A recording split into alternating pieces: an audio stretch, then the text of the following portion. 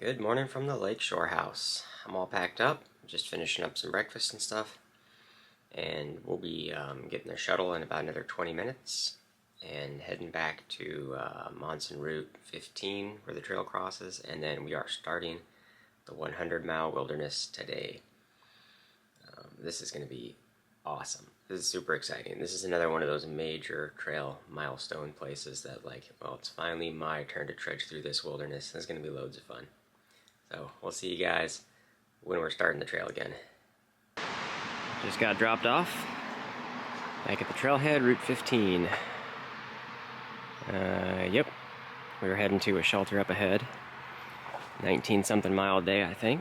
And I can't remember exactly what it was called, but we'll check in at various points. I think we're hitting like 3 shelters today or something like that. We'll take breaks at. Here we go. Be kicking off the 100-mile wilderness.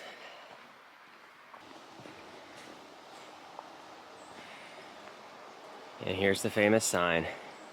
There are no places to obtain supplies or get help until A-Ball Bridge, 100 miles north. Do not attempt this section unless you have a minimum of 10 days supplies and are fully equipped.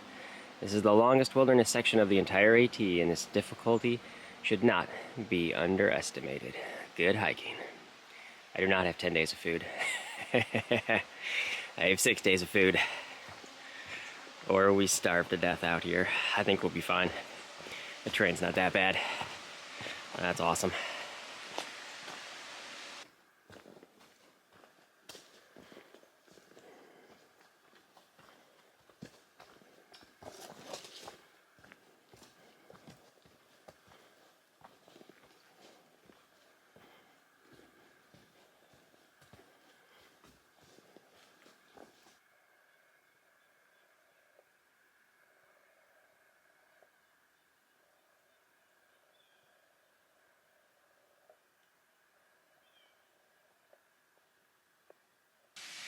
Here's the first shelter of the day.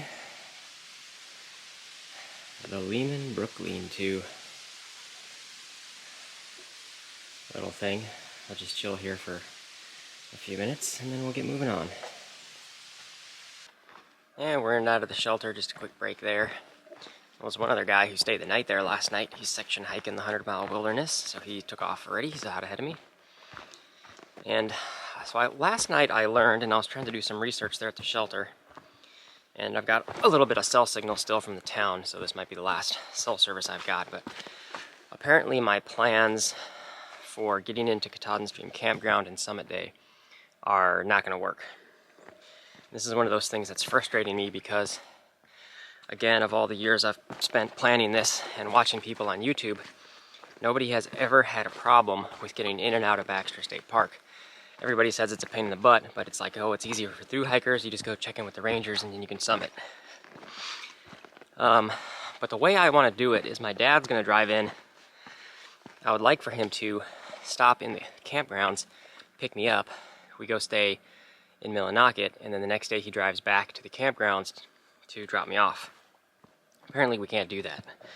You have to get all kinds of permits and stuff to bring a vehicle into the park. So I think I have to completely replan what I'm doing for the day prior to Summit Day and the Summit Day, because this is just not going to work to have a car, which is weird. So I don't know. I think we're just going to meet at like A-Ball Bridge, and then Summit Day is going to have to be a 20-plus mile day for me. But I will figure that out later. I'm not worrying about that too much right now, but I am. So I'm going to plan on meeting my dad at A-Ball Bridge, and then we'll have to go over the fine-tuned details in a few days from now. Something like that. So that's all I got for now. Apparently getting in and out of Baxter State Park is way more complicated than I ever thought. But nobody ever talks about that. And this one's called North Pond.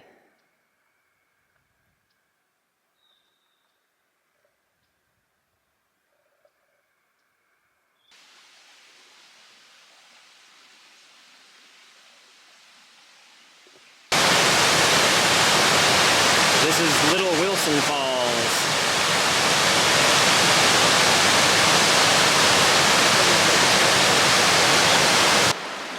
Now we've worked our way to the bottom of the falls. Now we're supposed to cross here. I don't know if I can do this without getting wet, but we'll try. And there's a look back up the canyon a little bit. That looks kind of cool. And we made it across all right. Feet are wet, but it was less than knee deep. And I'll probably have a lot more of those coming up though in the 100-mile wilderness.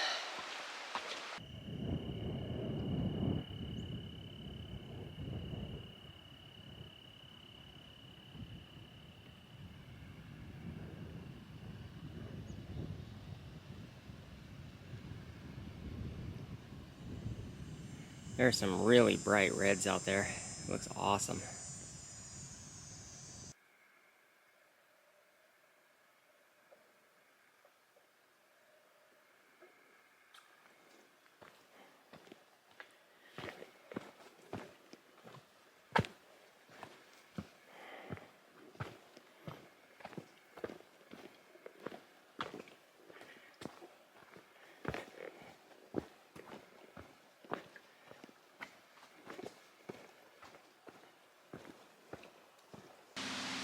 A marker here for the site of a lumber camp, 1949 and 1950. We'll be following the stream for a little bit, and then we gotta cross it eventually in about half a mile.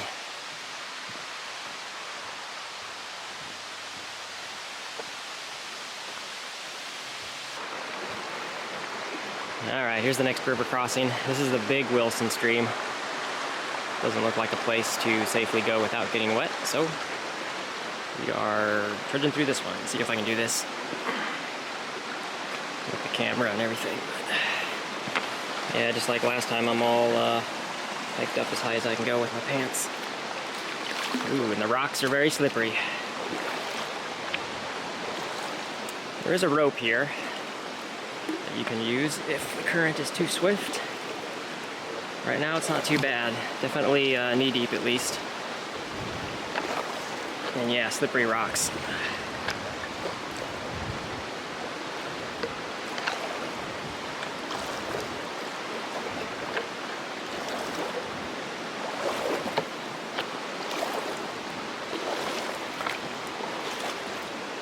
I think that was the deepest of it.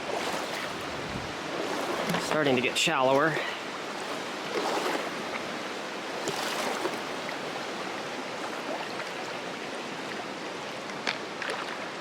Now I've painted myself into a corner.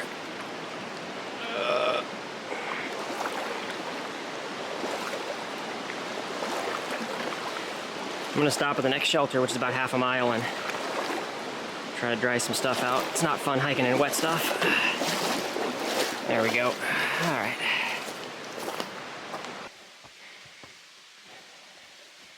And here's the next shelter. This is the Wilson Valley lean-to. I'll take a break here for a bit, try to dry stuff out.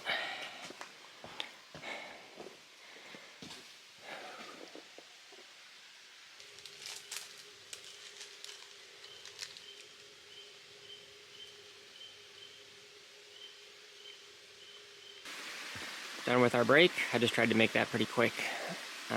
Long Pond Stream lean-to is the next one, 4.7, and then Cloud Pond lean-to is another 4 miles past that, 8.7 left for the day. That's where we're going to try to get our destination for tonight, is Cloud Pond. Somewhere in between the two shelters, I think, is where it goes up a big hill. That may slow us down. We'll see how far we can get for the day. I think this is one of the best beaver dams I've ever seen. It's doing really well at holding the water back. None of it's leaking through. Very well engineered. And then right in the middle of this pond, there's the that little round mound out there. That's the little beaver hut, beaver hutch, beaver home, whatever you call it.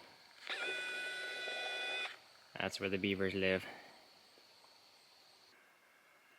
There's a good looking rock slide we'll have to cross. It's not too bad.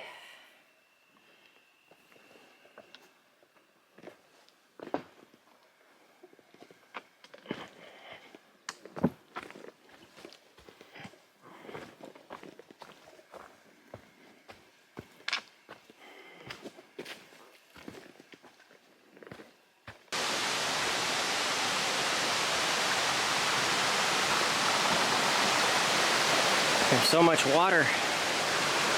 And this is just the first day in the wilderness.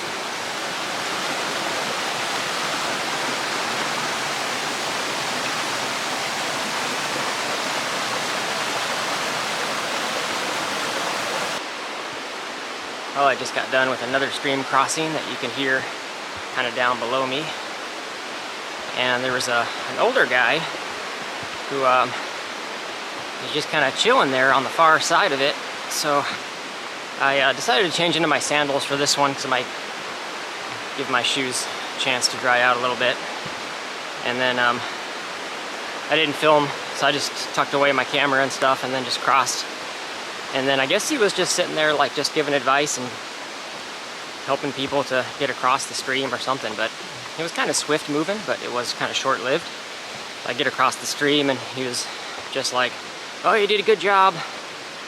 You stayed nice and low. You did a good job crossing the stream." So I'm like, "Okay, thanks." And that was about it. So it's kind of weird, but I guess he's there to help people get across or critique their techniques or something to help them out. Maybe he lives in the area locally. He didn't seem to have a pack or anything with him. He was just watching people cross the stream. Okay. So I stumbled across this marker, which is something I wasn't really thinking of, but it's a 100-mile marker, which means we have 100 miles left to Mount Katahdin. Here's the split off for the Long Pond Stream lean-to. Down that way. I think I'm gonna skip it. I feel like I'm in a race against sunset now. I got 4 miles left from here, and I think we're gonna be close to sunset by the time I get to the next shelter.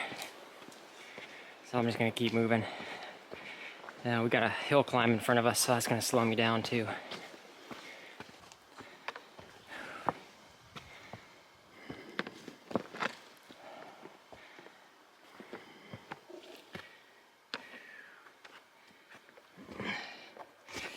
Oh man.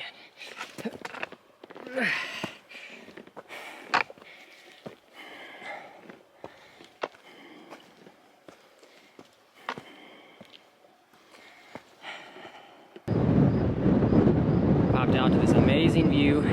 There's up ahead, I think that's Barren Mountain, and then down on the other side of that is the shelter we're going to aim for, Cloud Pond Shelter. Check this out. There's Lake Onawa.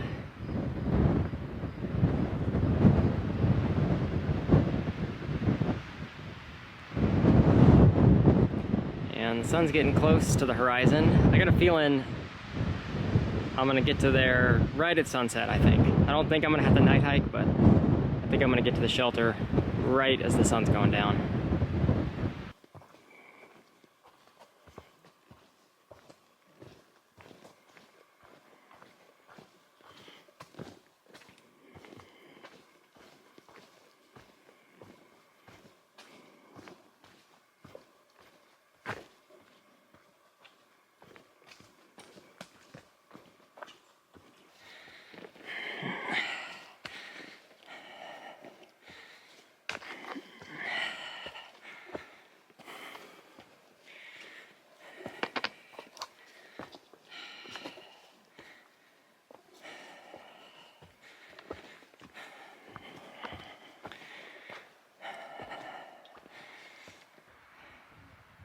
Here's the top of Barren Mountain.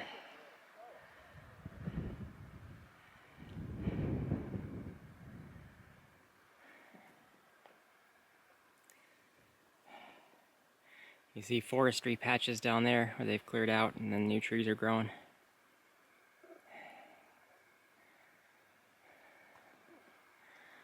And remnants of an old fire tower up here. We made it to our split off for the shelter. Cloud Pond, it says 0.4. Oh, the terrain has been like rough and muddy from the last peak. Oh, it's kind of like just annoyingly slow going and just mud and rough and ugh, and that kind of stuff.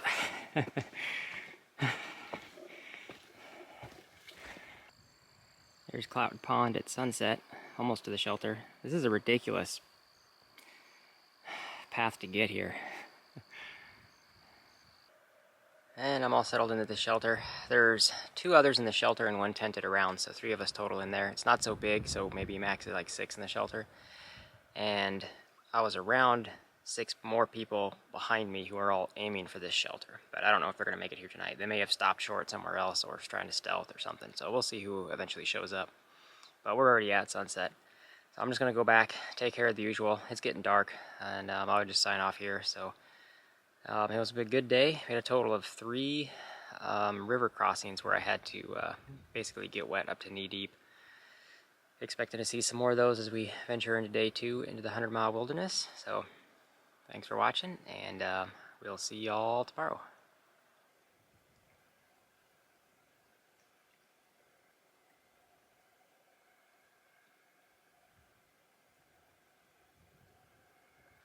Good morning. We're back at the intersection where the blue blaze from the shelter intersects back with the main AT trail. And today's going to be lots of ups and downs. The trail all day yesterday at this part was like really muddy and rocky and stuff, so that might all continue. And yeah, I think that's what it's going to be out throughout the day. It's just ups and downs. And shooting for a shelter which is like 16.8 or something like that, almost 17 miles away. And I think it's supposed to rain this afternoon. Yeah, today's like the one rainy day we're going to get this stretch. So, we'll see what it all looks like eventually.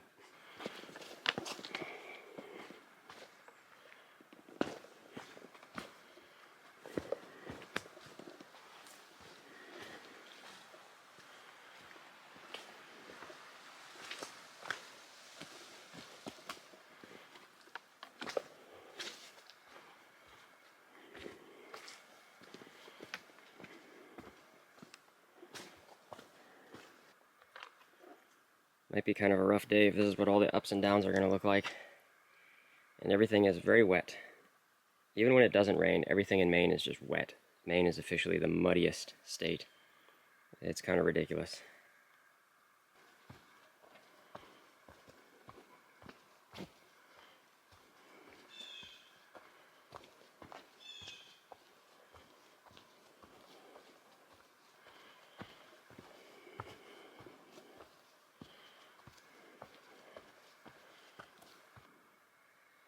And here is the 2,100 mile mark. 2,100 miles. This is the very last mile marker for us. The top of 4th Mountain.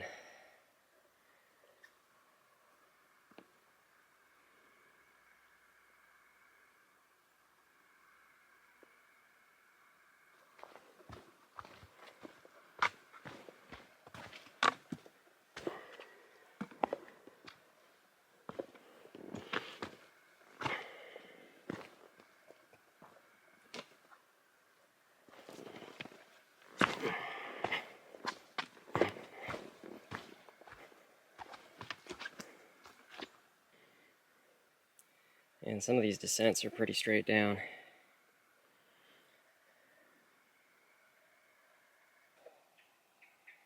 Another like wild grouse. They're definitely not afraid of people.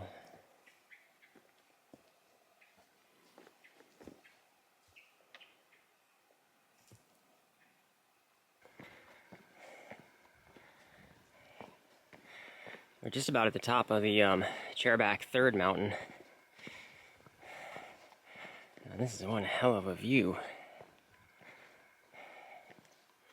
Like, I think the very summit's like over there in the trees, but going up that one next, and then further that way. Fall foliage.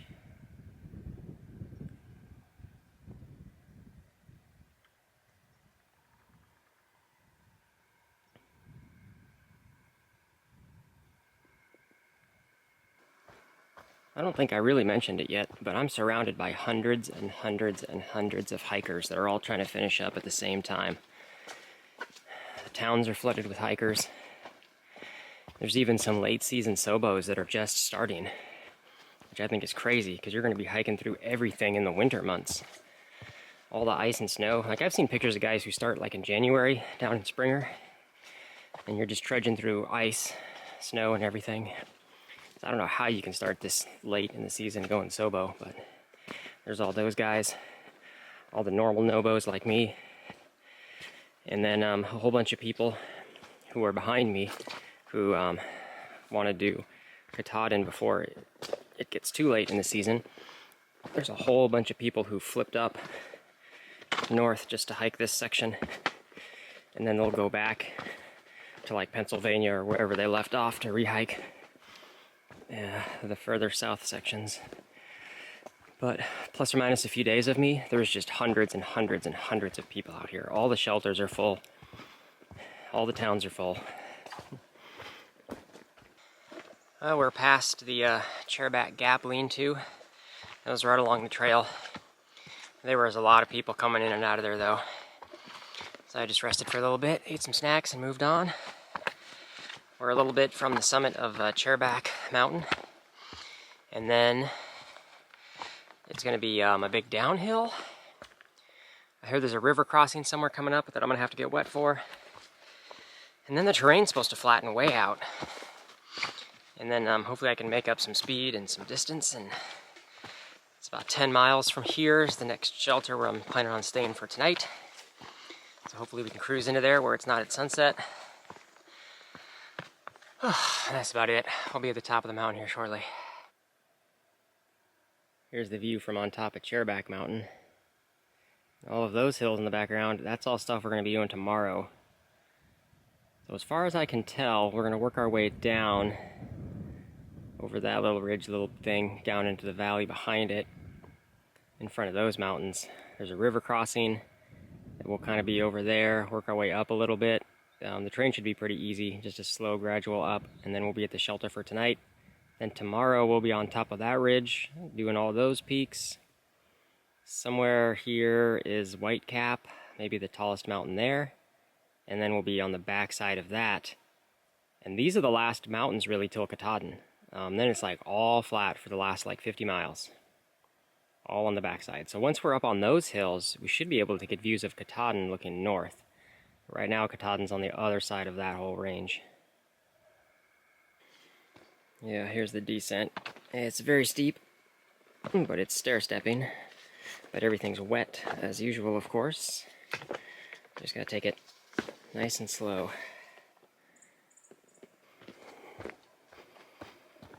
This has been a very long 4.5 mile descent. Most of it's not been bad.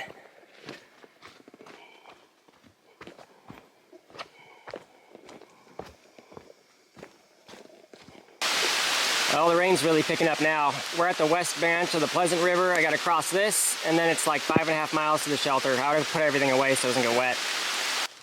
Well, right when I was turning the camera off and crossing that stream, the sky just opened up. I probably got rained on the hardest I've ever been rained on this entire trail. And I just dumped rain for about 15 minutes. Now it's just kind of letting up as the storm's passed. We may get hit with another one. The next couple of hours, last forecast I saw was chance of rain. But that was crazy. I think from here it's only a couple more miles. The terrain's supposed to be not too bad. It's just a steady uphill, but there's a lot of rocks and roots and stuff, so that's going to slow me down. Anyway, I'll check back when we're getting to the shelter.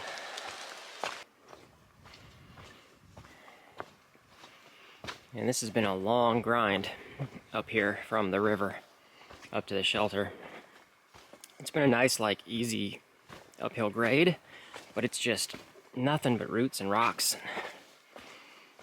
Just tripping all over everything.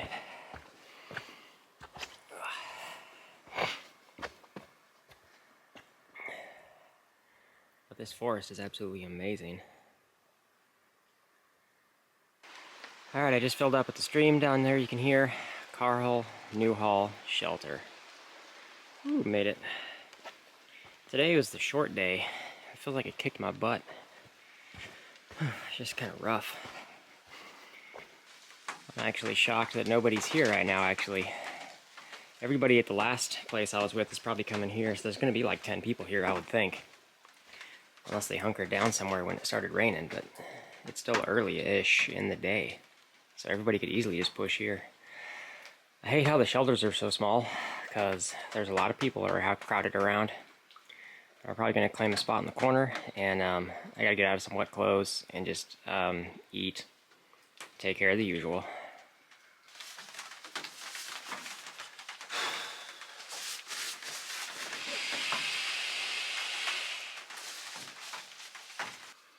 Well, now I got dry clothes on. I got my bedding and everything all set up here in the corner. So I'm just going to relax. I've been here about 30 minutes and nobody else has showed up yet. I'm expecting this to be like a full house like it was last night. Everybody else is just kind of slow rolling it in, I guess. So I'm probably just going to get dinner and stuff early, snack on some snacks, and just chill the rest of the night and go to bed early. Tomorrow, the way I have it planned is we're doing bigger days. We still got to go over the Whitecap Range, so a lot more mountains to go over tomorrow, and then the terrain profile goes down and levels out. Like the last 50 miles to Katahdin is just kind of flat, it looks like. So tomorrow's going to be the last big mountain day, and I think I've got it planned for, I don't know how much, a 19 or a 20 mile day or something like that. We'll see. I'm still kind of racing to get this section done so I can meet my dad in a few days on A-Ball Bridge, I think is where that's going to happen, but we'll see. I'll just check back later if anything happens. And now I've got dinner and everything done. I'm all comfortable and ready for the chilly night probably. It hasn't been too cold lately, which has been nice. But there was only one other hiker around. He popped in for a little bit, had dinner, and then decided to move on. He was going to get a few more miles in for the day, maybe stealth or get to a campsite, but so far I'm still 100% alone, so everybody else that was around me maybe is doing the same. There's lots of stealth sites and stuff around the area, and maybe they either pushed on a little bit ahead or a little bit behind me, but it's definitely a change from being crowded in all the shelters recently to potentially just being by myself, which would be awesome. But I think that's about it. So tomorrow we'll tackle the last of the mountains in this area, and then it's going to be like all downhill and flat from here for the last couple days in the 100-mile wilderness. So thanks for watching, and we'll see you guys in the next one.